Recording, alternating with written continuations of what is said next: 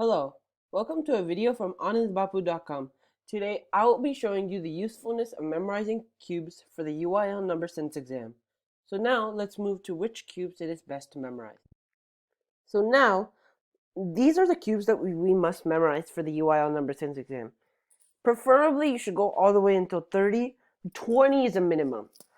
So for 1 cubed equals 1, 2 cubed equals 8, all the way until 20 cubes equaled 8,000. Now let's move on to how this will help us in the UIL Number Sense Exam and some examples of problems. So here are 3 problems that memorizing our cubes will greatly help us far. So the first problem is very direct. So it asks us, what is 18 cubed?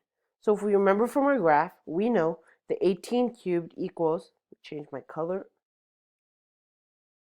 58, 32.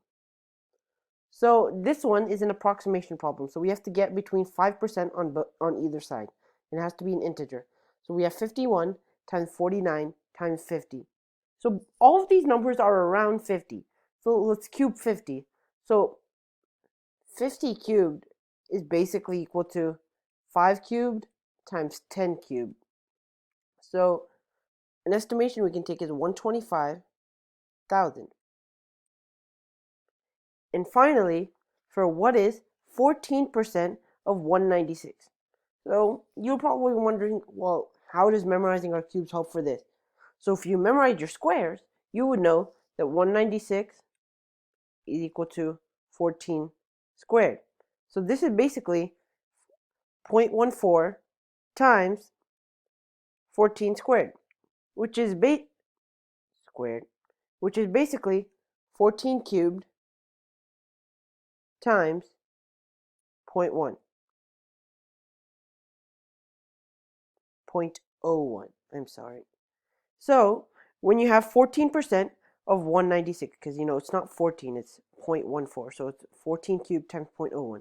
So what is 14 cubed? It's 2744. So we move the decimal place back 2, and we have 27.44.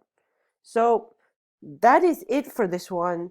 I'm sorry this one wasn't as long as the last one, because there's not as much material in this one. I just wanted you guys to know the importance of memorizing your cubes. So if you like this video, hit that like button on the left, and on the left is a subscribe button. On the right are 2 more videos that you can watch to help you in your mathematical endeavors.